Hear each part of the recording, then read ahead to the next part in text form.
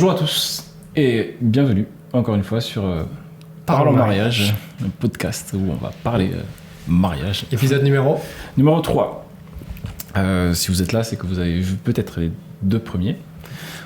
Donc vous connaissez un peu comment ça fonctionne, la thématique, la musique. Toujours avec Hugo, mon acolyte, photographe. Bienvenue. Merci. Comment vas-tu ? Ça va toujours, ça va toi ? Impeccable ? Ouais. Parfait, prêt pour ce podcast ? Ouais. Est-ce que les sujets sont croustillants ? Les sujets sont là. Ouais. 3e épisode où on arrive à faire un débat anecdote. On va se refaire un petit tour là, mais le suivant sera un peu différent. Et on rappelle que les sujets, on les découvre en même temps que vous. Ouais. Parce que tu les as pris sur Threads. l'accent anglais. C'est bien important d'être naturel, faut pas qu'on joue. Ouais. Donc, du coup, les réactions sont voilà. Concrètement à ce qu'on pense réellement et à débattre ensemble sur ces sujets-là. Ouais. T'es prêt pour la première question ? Parti. Allez, je sors le téléphone. Première question, je vois un point d'interrogation, c'est une question. Ah, c'est une question. Qu'est-ce que vous pensez de préparatifs où les 2 futurs mariés s'habilleraient dans la même pièce ? Casserait les codes. Waouh, j'ai jamais fait. Moi non plus. Et comme j'aime bien les choses que je n'ai jamais fait. Ce serait incroyable. Ouais. Je serais complètement d'avis de le faire. Genre c'est le mec qui coiffe la...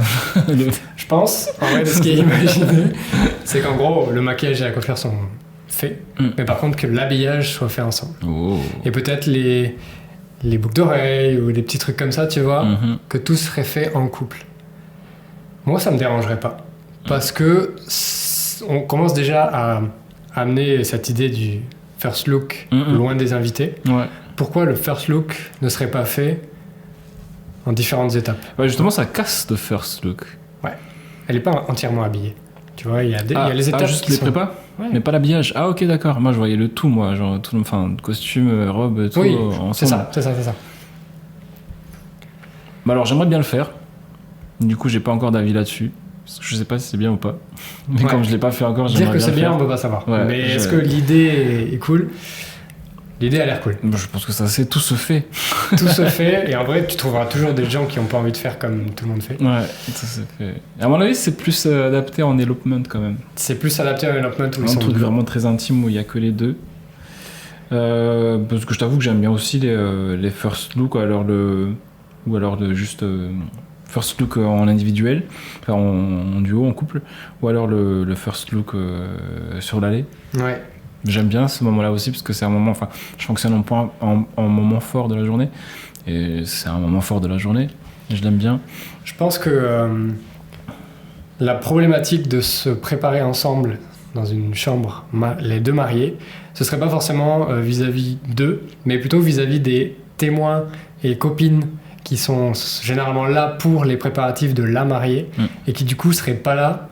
Est-ce que, genre, dans la tête de nous, bons français très traditionnels, est-ce que ça nous irait, tu vois, qu'on soit pas mis de côté, mais que genre on participe pas à ces préparatifs alors que traditionnellement tous les mariages ont fait ça, tu vois ?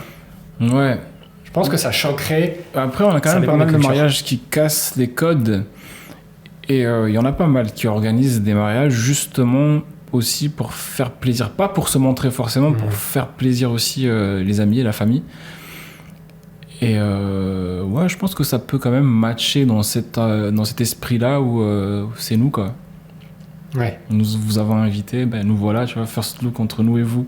Tu vois ce que je veux dire ou pas ? Ouais. Je pense que ça, quand je dis tout se fait, pas forcément, mais quand même, tout se fait tant que c'est cohérent avec qui vous êtes en fait. Oui, voilà, c'est les si goûts des vous personnes. êtes vraiment fusionnel et que, enfin voilà, je pense que ça se fait, ouais. Ça peut être joli d'ailleurs. C'est pour ça que je me dis que ouais, s'il y a quelqu'un qui est chaud, allez, go. En France. Prochain mariage. Après, je pourrais te dire si c'est bien ou pas. Mais là tout de suite. Je rebondis sur un truc que tu as dit. Tu as parlé justement des gens qui étaient invités et qu'on faisait ça en commun.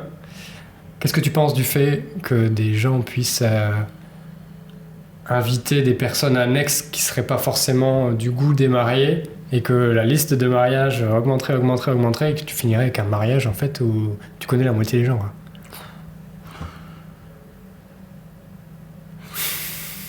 Dur. Ça, c'est un sujet parce qu'il y en a. Dur, on en parle beaucoup de ça. Dur. En fait, moi, j'ai tendance à comprendre les points de vue. Parce que aimer quelqu'un, c'est aussi lui faire plaisir, tu vois. Et des fois, c'est ta mère qui demande à ce qu'il y ait plus de gens. Même si c'est ton cousin que tu l'as pas vu depuis... à la place d'un pote que tu vois peut-être plus souvent, avec qui tu as plus d'affinité. Très c'est complexe. Dur de moi, si c'est à moi personnellement que tu me poses la question, c'est... j'ai tendance à te dire que c'est ton mariage. Tu invites les personnes que tu veux. Qu'importe la décision des autres. Oui, voilà. Si la personne t'aime, il vient à ton mariage. Oui. Sinon, il vient pas. Et c'est tant mieux pour toi, d'ailleurs. Tu vois, c'est vrai. Ça fait un peu un tri aussi. Mais c'est surtout, en fait, c'est un moment où que tu as envie de partager avec tes plus proches. Ouais, tes plus proches, quoi. Et les plus proches, c'est pas forcément un lien de sang. C'est pas toujours un lien de sang. Des fois, il y a plus d'amis que de famille. Oui. Et c'est pas une tradition aussi, tu vois. Donc, ouais. On a pas mal de mariés qui cassent les codes et je trouve que ça va dans le bon sens. Après, on a des mariages quand même qui sont traditionnels et où ça se passe très bien. En fait, je reviens à ce que je disais tout à l'heure, tant que c'est cohérent en fait avec qui tu es. Si tu es plutôt traditionnaliste, si ça va avec ton...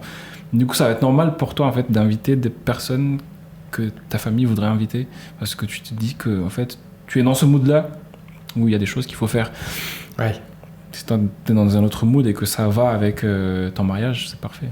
J'ai déjà eu le cas de mariés qui m'ont expliqué que leur liste de mariage était trop longue et qu'il y aurait des personnes qui n'auraient pas souhaité inviter, mais en fait, c'est les parents qui ont payé la moitié du mariage et qui donc, vu qu'ils ont payé, ont demandé à inviter telle personne. Et du coup, étant donné que les finances, vas-y, ils te sortent 10-20 000 euros de leur poche et tu dis non parce qu'ils ont envie d'inviter Pierre-Paul Jacques, tu vois.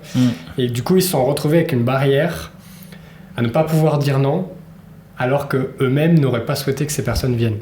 Mais juste d'une question financière. Et là, pour moi, c'est encore plus complexe. Très complexe, ouais, parce que c'est dur de se prononcer là-dessus. C'est tellement propre à chacun, en fait, de jusqu'où tu veux poser tes limites. C'est ce que... je reviens en termes d'image. À un moment donné, tu vas te retrouver toujours, de toute façon, avec ceux avec qui tu es le plus proche, quoi. Dans tous les cas, on va réussir, nous, à les regrouper, à faire quelque chose de bien avec. Et des fois, ça se fait vraiment très naturellement. De toute façon, tu auras toujours une table quelque part où ils auront moins d'affinité avec les gens qui sont sur cette table. Tu vois. Donc, c'est vraiment propre à chacun. Chaque mariage est différent là-dessus. Chaque famille est différente. En tout cas, il y a toujours moyen de faire quelque chose avec les images, c'est sûr et certain. C'est sûr. Question numéro 2. On a un peu divagué, mais c'est intéressant. Ouais, c'est cool. Ok. Là, c'est un sujet complexe.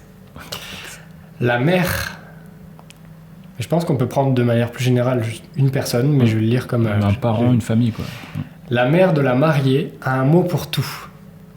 Qu'est-ce que vous faites ? Je pense que ça veut dire, la mère de la mariée te dit d'aller prendre ça en photo, te dit d'aller filmer ça, te dit machin. Est-ce que... Je pense là... La question de la mère, c'est pas forcément fixe sur la mère, mais quelqu'un qui te driverait en gros, et qui te dirait, ou la tati qui te gêne, ou le machin qui te dit pourquoi vous filmez ça, allez filmer ça, machin, etc. Je pense que c'est un peu dans ce sens-là la question.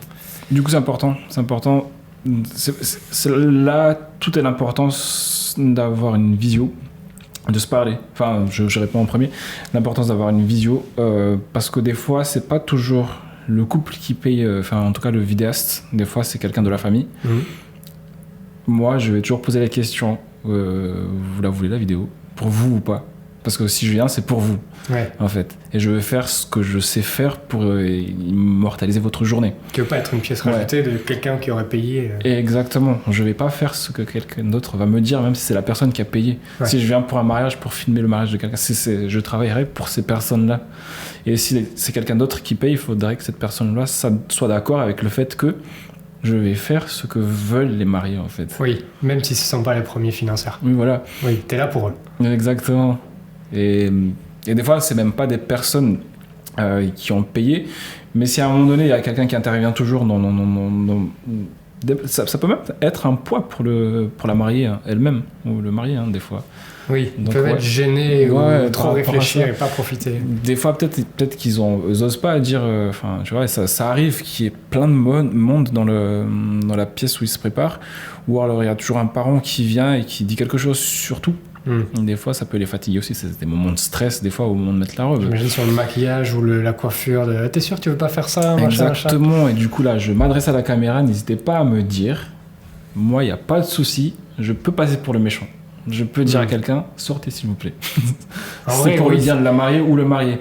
C'est en fait, si eux, ils sont trop proches et qu'ils osent pas le dire, moi, en tant que professionnel, je peux le prendre sur moi, ça. Et tu peux arriver à formuler ça d'une bonne manière. Oui, non, je vais pas... tu peux dire casse-toi. Non, je vais pas dire ça. Mais je peux, en fait, être cette personne-là qui met les limites à certains moments. Truc un peu. Moi, tu vois, j'ai plutôt l'exemple des photos de famille. Où tout le monde va accaparer les gens. Et je peux faire une photo de groupe, et une photo de groupe, et une photo de groupe. Ouais. Ça se voit sur les visages que les mariés ne veulent pas. Ouais. Et c'est un moment aussi où... genre moi, ça m'est arrivé combien de fois d'aller les voir et de leur dire vous n'avez pas envie et, non. Vas-y, mais on va faire autre chose. Venez, on va faire des photos là-bas, on va dire qu'on va faire des photos de couple, tu vois. Ça m'est arrivé plein de fois. Donc dans ce sens-là, oui. Mais de toute façon, moi, j'essaie de pas contrarier les gens, donc des fois, j'écoute. Je dis oui, je continue à faire ce que j'ai à faire. Oui, voilà, tu passes à autre chose. Je sais ce que j'ai à faire, je sais à peu près ce que j'ai à faire, donc si j'ai le temps et que c'est intéressant, ce qui m'est proposé, si c'est pertinent, j'y vais. Si ça sert à rien... Sinon, si ça va faire en sorte que je rate un moment qui est prévu, c'est mort, j'y vais pas. Non. C'est juste désolé. Non, faut que tu gardes ta ligne de ce que tu as dans ta tête et ce que tu penses être adéquat pour les mariés. Il faut nous faire confiance aussi. Il faut nous faire confiance aussi sur certains sujets parce qu'on sait ce qu'on fait de manière générale. On a l'habitude. Sur le mariage, Il faut nous faire confiance. Si à un moment donné, on nous demande, enfin même les couples, ils peuvent nous dire, tu peux aller filmer ça. Si à un moment donné, il y a un truc, on pense qu'on doit être là, on sera là, quoi. Oui. Parce que derrière, s'il manque quelque chose dans la vidéo, alors s'il manque un truc pour lier l'histoire, ça va être notre faute. Et c'est pas parce que, ça va pas être leur faute. C'est notre faute d'accepter de partir filmer autre chose au lieu de filmer quelque chose d'essentiel. On va rester sur ces idées de base. Ouais. De toute façon, on apprend à connaître les gens avant leur mariage. On voit un peu le mood du mariage dès le matin. De toute façon, on rentre... tout prestataire de mariage, quand il arrive sur le lieu, tu ressens vite l'ambiance un petit peu des gens qui sont autour. Tu sais un peu à quoi t'attendre. Tu sais un peu comment ça va fonctionner, la proximité, etc. Tu sais ce que tu as à faire, en vrai. Oui. Donc oui, il faut rester sur sa ligne. Ouais. Aller chercher un peu de créativité à droite à gauche, parce qu'une ligne, ça veut pas dire que faut que tu fasses les images comme tu as prévu. Pas fermé non plus. Voilà. Pas fermé, mais oui, voilà. Il y a des limites, quoi. Donc, Très bien. Question suivante. On valide celle-ci. Tac. Intéressant. Oh, très intéressant. On en a déjà parlé, mais pas devant caméra. Les shootings d'inspiration ne sont pas des vrais mariages. Arrêtez de les montrer comme si c'était le cas. On voit beaucoup de photographes et vidéastes mettre en avant des shootings d'inspiration et on se demande si c'est vraiment des mariages ou si c'est des choses qui ont été préparées. On va pas se faire des potes. On va pas se faire des potes, mais on va rester respectueux. Non, je rigole. Mais on citera jamais de nom ni quoi que ce soit. Mais de toute façon, non, je sais même pas vrai ce que je dis. Voilà, pour critiquer les collègues, mais c'est vrai que sur certains comptes de personnes qu'on verrait, on se pose la question. Et du coup, est-ce que c'est vraiment réel, tu vois ? Est-ce qu'une clientèle comme celle-ci peut être trouvée si tu crées que du faux ? Je dirais ça dépend de ton cible. C'était quoi la question déjà ? C'était shooting inspi ne sont pas des vrais mariages, arrêtez de le faire comme tel. Peut-être que je vais pas être d'accord avec toi, mais je suis d'accord dans le sens il faut vraiment, pour que tout le monde puisse montrer quelque chose, il faut vraiment que ce soit le plus réaliste possible. D'ailleurs, moi, ces derniers temps, je demande, j'en ai pas fait, mais je pense on en fera l'année prochaine, je demande à ce qu'il y ait des invités, pour que ça fasse plus réaliste possible, en fait, le plus vivant possible, pour qu'on puisse montrer au maximum, se rapproche au maximum de la réalité. C'est pas, on précise de toute façon, c'est des shootings. Mais que les mariés puissent se projeter. En fait, pour nous, c'est l'occasion aussi de peut-être de tester des styles, qu'on aimerait avoir sur des mariages, de tester des techniques. Et c'est l'occasion pour tous les prestataires aussi, en fait, de pratiquer quelque chose dans l'année qu'ils n'auraient pas eu le faire et qu'ils aimeraient proposer. Et pour que les mariés puissent se projeter, il faut que ce soit le plus réaliste possible. C'est important ce que tu dis, parce qu'on n'a même pas défini ce qu'était un shooting d'inspiration. Oui, pour les personnes qui sont des futurs mariés ou déjà mariés ou des personnes qui n'ont rien à voir, qui regardent cette vidéo. Un shooting d'inspiration, il y a une thématique que tu crées, tu te réunis en équipe pour créer des choses communes et créer du contenu qui va te permettre après de publier. Mais évidemment, tu crées des choses un peu qui te ressemblent pour essayer d'aller chercher soit une clientèle cible ou des lieux cibles, mais des choses que tu as envie de construire qui te ressemblent de manière personnelle. Mais je rebondis du coup encore sur ton truc. Mais en fait, pour moi, c'est arrivé sur le dernier shooting inspiration que j'ai fait avec Alexandra de Marantea. En fait, ce qui est important, et ça c'est peut-être ma vision de personnes, pas forcément de photographes, les mariés et demoiselles d'honneur qui étaient là sont des modèles. Moi, je ne m'identifie pas du tout comme un photographe de mode qui fait poser dans du studio ou quoi que ce soit, donc j'ai besoin que ce soit vivant, comme tu le disais. Et en fait, la difficulté, c'est que les modèles ont l'habitude de jouer et pas d'être naturels. Donc ça, c'est un truc que j'ai aimé sur ce shooting-là, parce que l'ambiance de l'équipe le permettait, c'est qu'en fait, ça discutait. Et en fait, vraiment, ça paraissait naturel. Et c'est vraiment une différence entre différents shootings d'inspiration, parce qu'il y en a où c'est tellement posé que même si tu le construis pour que ce soit réel, ça le rend pas. Tu vois ? Et c'est là où la complexité est entre modèle et vrai marié. C'est qu'on voit sur le visage, on voit les poses. Et là, ça casse le réel alors que le lieu pourrait l'être. Et c'est là où, tu vois, nous, aujourd'hui, on filme cette vidéo, mais le concours a déjà été lancé. Sur ce concours, et à mon avis, les gens ont déjà été trouvés, on cherche des anciens mariés sur un shooting qu'on construit. Donc en fait, on veut faire un shooting d'inspiration, puisqu'on le construit en équipe, mais on cherche des vrais gens. Et on va le faire vivre à ces vrais gens de manière vraiment naturelle. Je sais qu'on va construire quelque chose de ficelé, mais il sera réel pour eux. Parce qu'on va mettre la même énergie et qui ne seront pas des modèles. Et donc, les images seront plus réelles. Bah, moi, je conçois, enfin, là, à date, je sais pas quel jour on est, mais je conçois complètement le shooting d'inspiration dans ce sens-là. Parce que c'est ma cible, c'est ce que je vise. Donc, ouais, ça fait, enfin, naturel, quoi. Des invités, un vrai couple. Le maximum de vie possible, en fait. Plus il y a d'interactions, plus les personnes se connaissent, mieux c'est. Comme ça, en fait, je peux plus faire en sorte que les futurs mariés se projettent, parce que c'est pas seulement des images, en fait, que je vends, entre guillemets. C'est vraiment transmettre un mood, une ambiance. Et c'est le mood que je veux transmettre. Je comprends qu'il y en a qui veulent transmettre un mood hyper mode, hyper, tu vois, hyper guindé, hyper propre, quoi.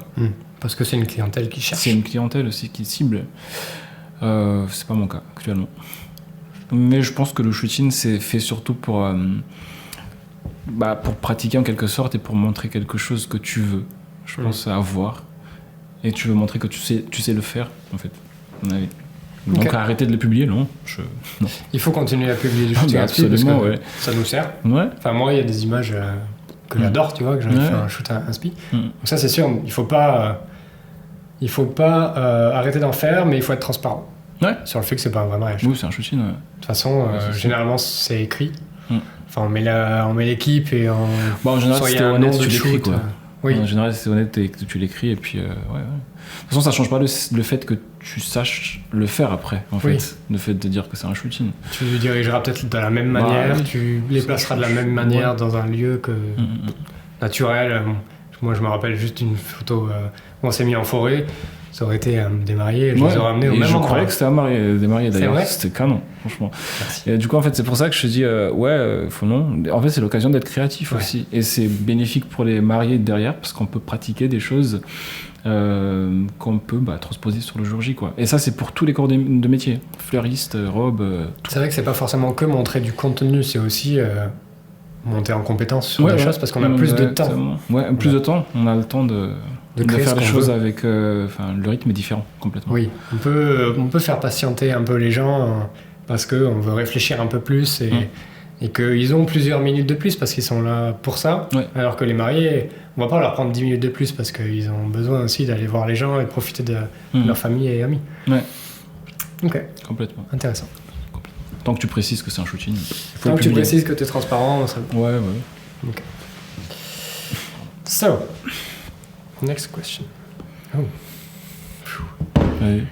Est-ce que les mariages deviennent un show? Tu veux y aller ou... Vas-y. C'est mon inquiétude en fait. J'ai entendu un truc sur ça, je pense que c'est un podcast américain, où il disait que le mariage, la finalité, c'était plus la célébration de l'amour entre deux personnes, de leur union.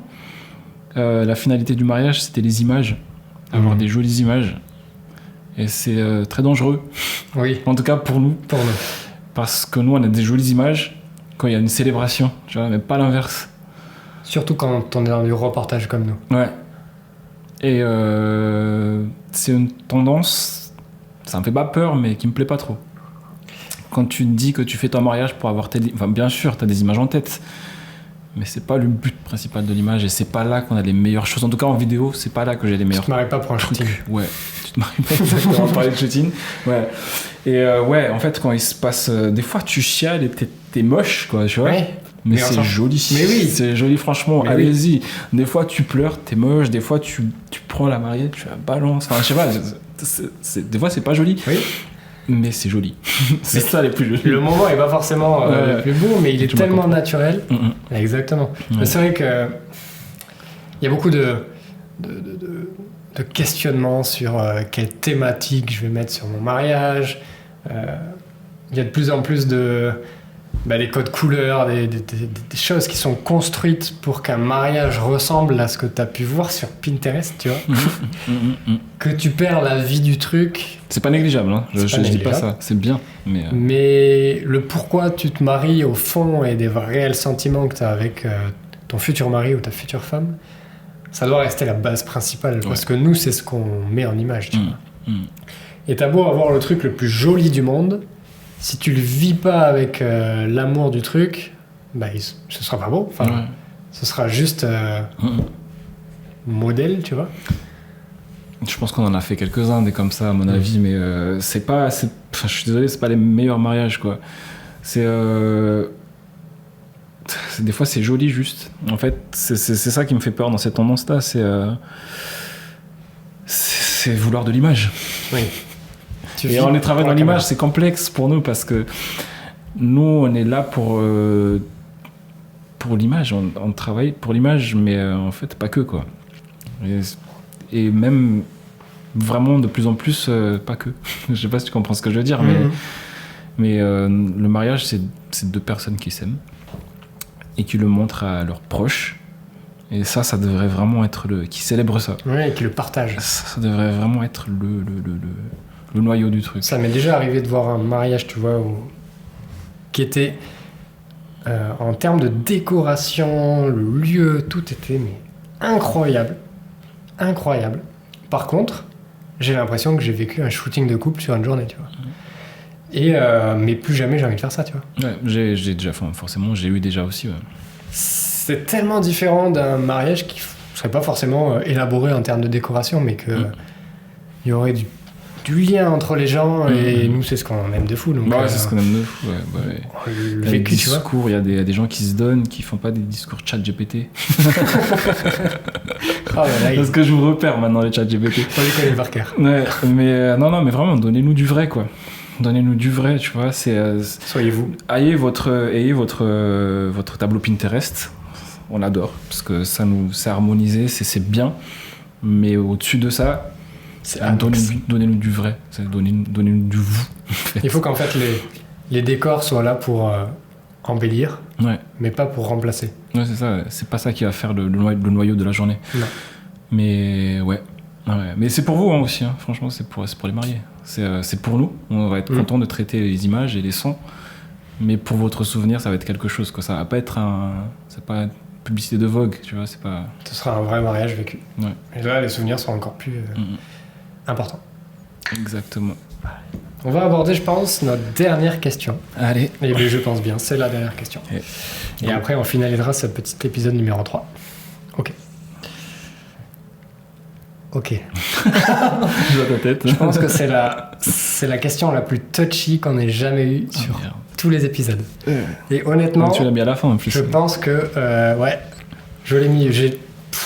Waouh. Ok, t'es prêt? Elle me gêne beaucoup. Ok. Celui qui pense que le fine art est l'unique style du mariage de luxe a autant d'intelligence que Zidane a de cheveux.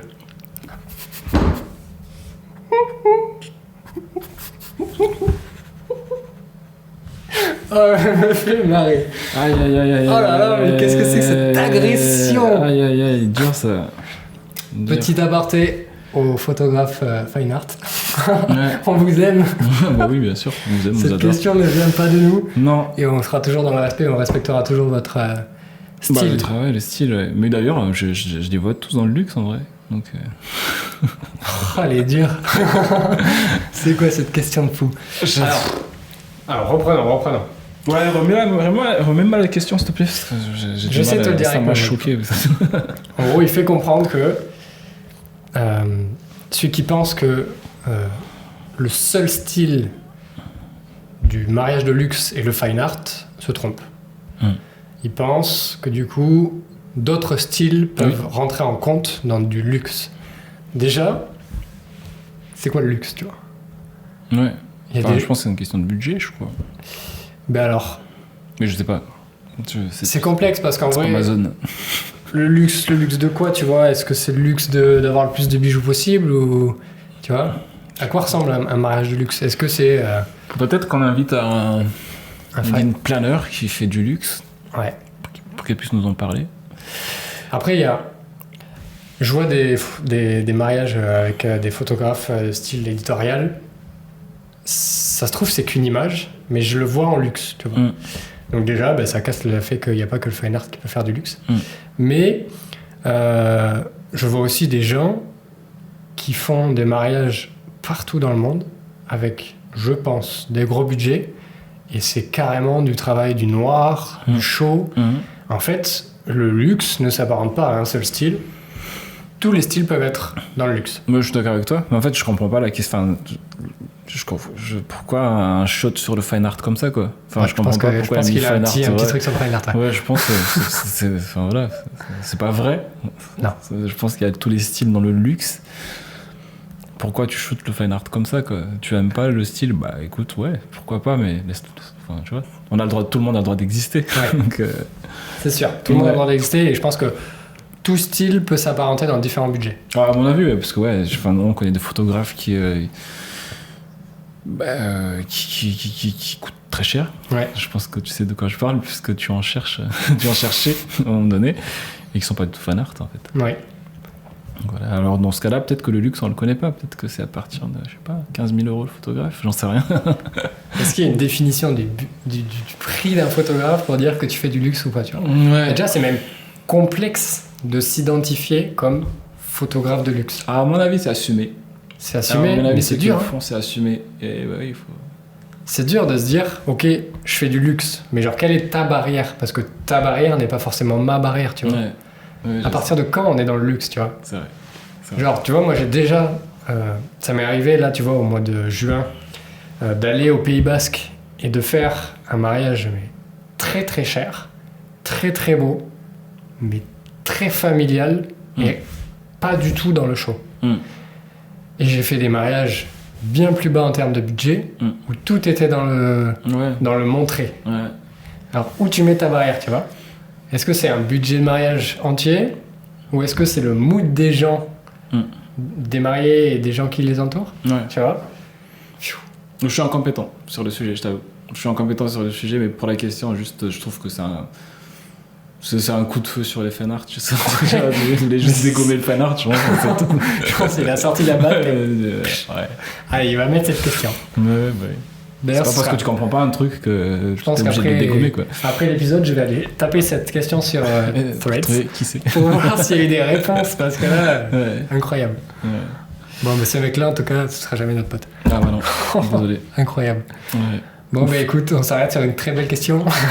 T'es touchy, mais au final, en fait, c'est pas notre faute. Hein. C'est pas... oui, lui, il est contraire. C'est la personne, oui, clairement. Ouais. Clairement. Il fallait ça pour terminer. Au moins, on met les choses au clair. Impeccable. Eh bien, merci à toi pour cet épisode numéro 3. Non, merci Encore à toi. de beaux sujets. Bien Je pense que les gens vont pouvoir réagir un petit peu, que ce soit sur Insta, sur des réels qu'on poste, ou même sur YouTube, ou Spotify, si vous l'écoutez seulement dans la voiture ou quoi que ce soit. Si vous voulez pas voir nos têtes, il y a Spotify. C'est vos bobines. Ouais. Parce que moi, j'avoue, j'aime pas trop voir nos têtes. Écoutez-le sur Spotify aussi. Ouais. Mais en tout cas, n'hésitez pas à réagir. Franchement, encore un bon épisode. Ouais. À voir ce qu'on fera sur l'épisode numéro 4. Ouais. Surprise. Petite surprise. On la connaît pas nous-mêmes encore, mais ce sera une petite surprise. Ça va être bien. Mais n'hésitez pas à suivre un peu tout ce qui se passe. De toute façon, on mettra toujours des choses à publier. N'hésitez pas à commenter, à poser des questions. Et merci d'avoir écouté jusque-là. Ouais. Merci pour le soutien. De toute façon, on crée ce podcast clairement pour échanger. Donc, l'échange n'est pas forcément que entre nous deux. Nous, on lance des trucs pour avoir des réactions derrière, qu'on puisse échanger, faire évoluer le truc, quoi. Bah, typiquement, on maîtrise pas tous les sujets, justement. Par exemple, le luxe, voilà. S'il y a quelqu'un là qui nous entend, n'hésitez pas à nous... Allez, il remet une couche. Non, n'hésitez pas à commenter, à nous éduquer. Ouais. Comme ça, on pourra le partager et puis débattre là-dessus et puis faire avancer des choses, quoi. Clairement d'accord. Ouais. Eh bien, merci. Fin de cet épisode numéro 3. Merci à toi. On se retrouve bientôt pour l'épisode numéro 4. Bientôt. Ciao. Salut.